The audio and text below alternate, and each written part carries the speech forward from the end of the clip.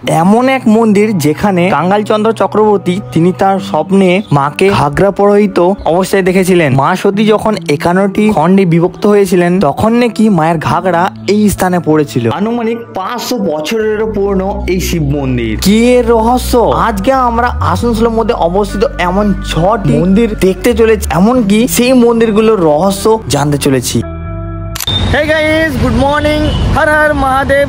তো আজকে আমি তোমাদেরকে আসানসোলের মধ্যে অবস্থিত এমন অনেক জাগ্রত অলৌকিক মন্দির শেয়ার করতে চলেছি বন্ধুরা। সর্বপ্রথম আমি তোমাদেরকে যে মায়ের বা যে মন্দিরে দর্শন করে চলেছি সেটা হচ্ছে আমাদের এই কালীপাহাড়ির মা ঘাগরবুড়ি মন্দির। এইটা হচ্ছে মা ঘাগরবুড়ি মন্দিরের মূল গেট।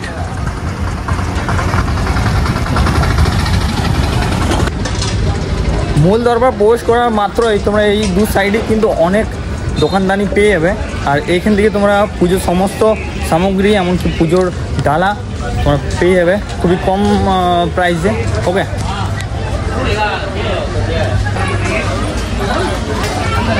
আসানসোল কালীপাহাড়ির মধ্যে অবস্থিত মা ঘাগরবুড়ি মন্দির। তোমরা সকলে এই মন্দিরের সম্পর্কিত তথ্য কম বেশি জানো, এমনকি তোমরা সকলে এই মন্দির একবার না একবার হলেও দর্শন করতে এসেছো।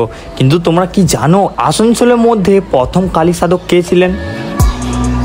এমনকি এই মন্দির প্রতিষ্ঠিত হলো কিভাবে? এই মন্দিরে আসা কিছু দর্শনার্থীদের কাছ থেকে এমনকি সাধু সন্তদের কাছ থেকে জানা কিছু তথ্য তোমাদেরকে শেয়ার করব। মা এখানে জীবন্ত, তোমরা সকলে কম বেশি জানো।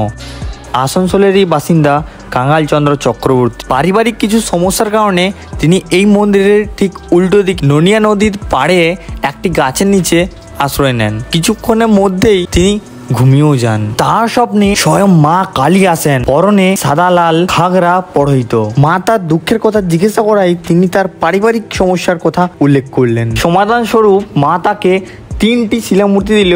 এই শিলামূর্তিগুলো এই ননিয়া নদীর জলে ধুয়ে এই গাছের নিচে প্রাণ প্রতিষ্ঠা করতে বললেন, আর তারও সাথে বললেন নিত্য পুজো আরম্ভ করতে। এইভাবে স্থাপিত হলো কালীপাহাড়িতে শ্রী শ্রী মা ঘাগরবুড়ি চণ্ডী মাতার মন্দির। এই যে বৃক্ষটা তোমরা দেখতে পাচ্ছ, এই বৃক্ষে সবাই নিজের নিজের মনস্কামনা, প্রিয় মানুষের সুস্থতা কামনা করা সমস্ত কিছু একটা সুতো আর ঢিলের মাধ্যমে মায়ের কাছে আবেদন জানিয়ে যায়।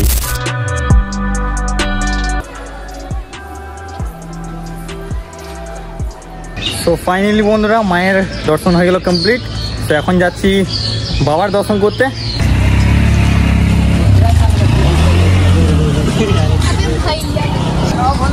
এইটা হচ্ছে বাবা মহাদেবের মন্দির, দেখলাম। মা যেখানে রয়েছেন সেইখানে কি বাবা থাকবে না? তা কি কখনো হয়? এখানেও বাবা মহাদেব রয়েছেন মহাকালেশ্বর রূপে। বাবার মন্দিরের ঠিক ডান দিকেই রয়েছে ভোগ বিতরণের ব্যবস্থা। এই মুহূর্তে বন্ধুরা আমি কালীপাহাড়ি ঘাগরবুড়ি মায়ের মন্দির এমনকি বাবার মন্দির থেকে বেরিয়ে পড়লাম। তো চলো এবার যাওয়া যাক নেক্সট মন্দির।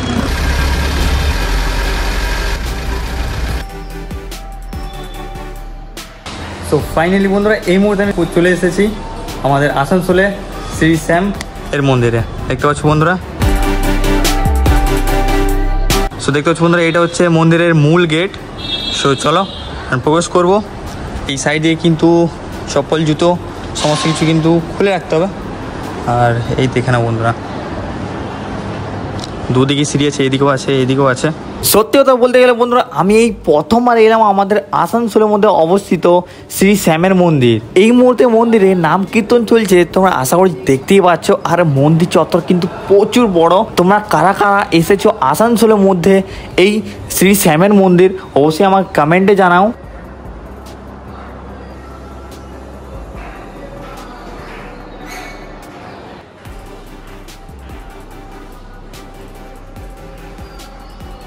মন্দিরের সদর দরজা দিয়ে তোমার প্রবেশ করা মাত্রই দেখতে পাবে শ্রীকৃষ্ণ আর শ্রীরাধা একটা দোলনায় দুলছে। এইটা দেখে আমার সত্যি কথা বলতে খুবই আকর্ষণীয় একটা ব্যাপার লাগলো, এমনকি এই ব্যাপারটা আমি তোমাদের সাথেও শেয়ার করলাম। সো বন্ধু তোমাদেরকে যেটুকু পারলাম সেইটুকুই শেয়ার করলাম। বেসিক্যালি এখানে কিন্তু ভিডিও নট এলাও ভাই, ওকে? কারণ প্রত্যেকটা জায়গায় কিন্তু ভিডিও করা উচিত না, ওকে? ফাইনালি আমি বাবা শ্যাম মন্দির থেকে বেরিয়ে পড়লাম। তো চলো এবার যাওয়া যাক নেক্সট মন্দিরের উদ্দেশ্যে।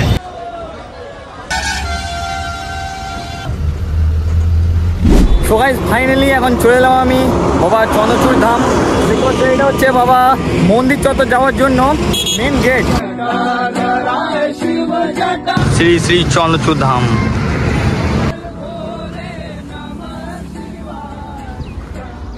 দেখ না বন্ধুরা, এইটা হচ্ছে বাবার মূল মন্দির, বাবা চন্দ্রচূড় ধামের মূল মন্দির। আর এই বাবার মন্দিরের ঠিক ডান দিকেই রয়েছে কিন্তু মা কালীর মন্দির। সো ফার্স্ট অফ অল আমরা বাবার দরবারে প্রবেশ করব, তারপরে কিন্তু মায়ের দরবারে প্রবেশ করব। ওকে, এখন যতটা তোমরা ফাঁকা দেখছো চারিদিকটা, বাট এটা কিন্তু আদৌ এত ফাঁকা থাকে না। তোমরা যারা যারা শ্রাবণ মেলা এমনকি গাজনে যারা যারা এসেছো এই মন্দির, তারা অবশ্যই ভালোভাবে জানবে যে এইখানের ভিড় কেমন, এইখানের মহত্ব কেমন। বাবার মন্দির চত্বর প্রবেশ করা মাত্রই তোমরা দেখতে পাবে মেন গেটেই রয়েছে প্রভু নরসিংহ। আনুমানিক 500 বছরের বেশি পুরনো এই শিব মন্দির।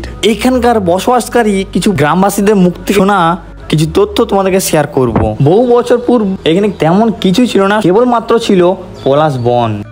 আর এই জমির মালিক ছিলেন চক্রবর্তী বংশরা। অনেকদিন আগের কথা, এক কৃষক এই জমিতে লাঙ্গল দিতে এসে তার লাঙ্গল এক ভারী বস্তুতে ফেঁসে যায়, এমনকি সেই গর্ত থেকে প্রচুর পরিমাণে রক্ত প্রবাহ হয়।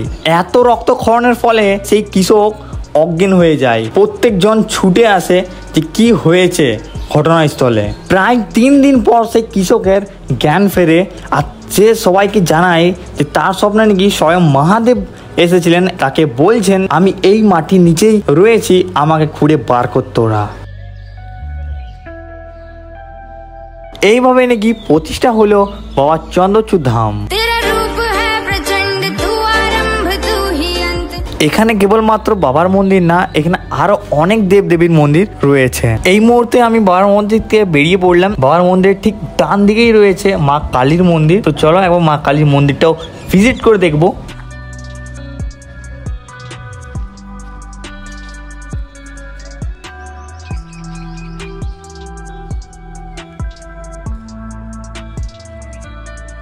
বন্ধুরা, এইটা হচ্ছে মা কালীর মন্দির। আর এই মুহূর্তে এই মন্দিরটা বন্ধ রয়েছে, তোমরা আশা করি দেখতে পাচ্ছ। এখানে কিন্তু তালা দেওয়া রয়েছে। মাকে শ্রদ্ধা জানিয়ে প্রণাম করে তোমাদেরকে একটু ভিডিও শেয়ার করে চলো যাওয়া যাক নেক্সট মন্দির। সো গাইস, এই মুহূর্তে আমি বাবা চন্দ্রচূড় ধাম থেকে বেরিয়ে পড়লাম।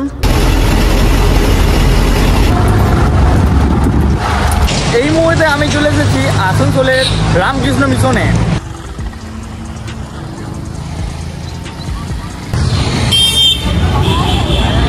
আর এইটা হচ্ছে মূল গেট। ওকে, সো চলো এখন প্রবেশ করব।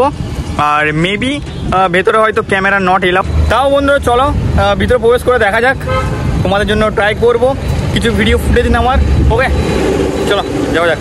প্রবেশ করা মাত্রই তোমরা সোজাসুজি দেখতে পেয়ে যাবে রামকৃষ্ণের নির্মিত সেই মন্দির। আমার ডান দিকে রয়েছে পার্কিং এরিয়া, আর বাম দিকে রয়েছে হিউজ পরিমাণে জায়গা জুড়ে একটা ফুটবল গ্রাউন্ড।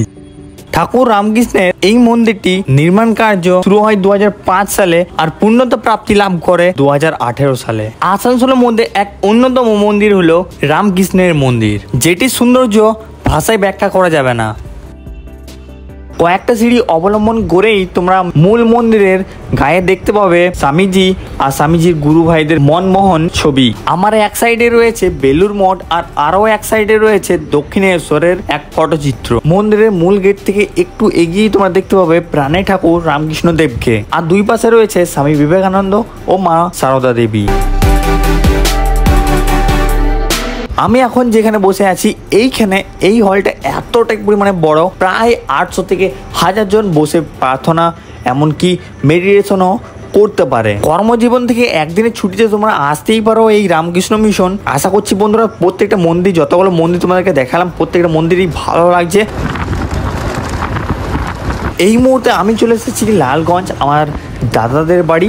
দাদাকে এসে আবদার জানাই যে আমাকেও কিন্তু মুক্তাইচণ্ডী পাহাড় ঘোরাতে হবে। তাই আর বেশি দেরি না করে দাদাদের ঘর থেকে দুপুরে খাবারটি খেয়ে আমরা 3-4 জন বন্ধু মিলে বেরিয়ে পড়লাম মুক্তাইচণ্ডী পাহাড় যাওয়ার উদ্দেশ্যে।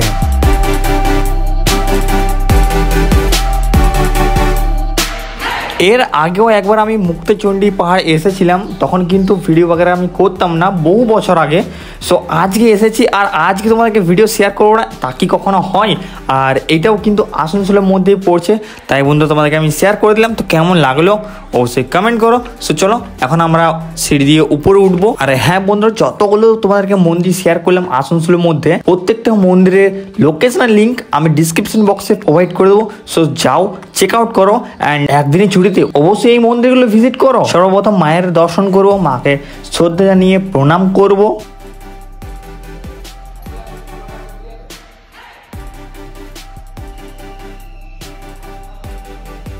দেন আমরা চলে যাবো একদম উপর চূড়ান্তে। আর একদম উপর চূড়ান্তে রয়েছে শ্রীকৃষ্ণ আর শ্রীরাধার একটি মূর্তি। আর এইখান থেকে পুরো গ্রামটা দেখা যাচ্ছে।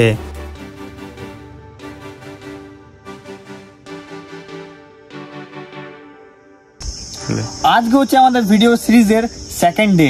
সো কালকে বন্ধুরা আমি 4টা ভিডিও কভার করেছিলাম, মানে 4টা মন্দির কভার করেছিলাম। সো তারপর আমি আর করতে পারিনি, তারপর আমি বাড়ি চলে গেছিলাম। আজকে আমি আবার সকাল সকাল নয়, এই মুহূর্তে প্রায় টাইমিং হয়ে গেছে 2:30, ঠিক আছে। সকাল দিয়ে গেছে, একটু কাজ ছিল পার্সোনালি, সো এই জন্য আমি বেরোতে পারিনি। আর প্রথমে এলাম দাদার বাড়ি লালগঞ্জ, তারপর লালগঞ্জ থেকে চলে এলাম সামডিহি, ঠিক আছে। সো এখন আমি চলে এসেছি মা মুক্তচণ্ডী, দেখিয়ে দেবো একবার। আর এখন একদম আমি উপর প্রান্তে বসে রয়েছি, এই একটা সুন্দর লোকেশনে, একদম গাইস ঠান্ডা ঠান্ডা হাওয়া আসছে আগে দুবার, ঠিক আছে। এখন লালগঞ্জে আউটলেট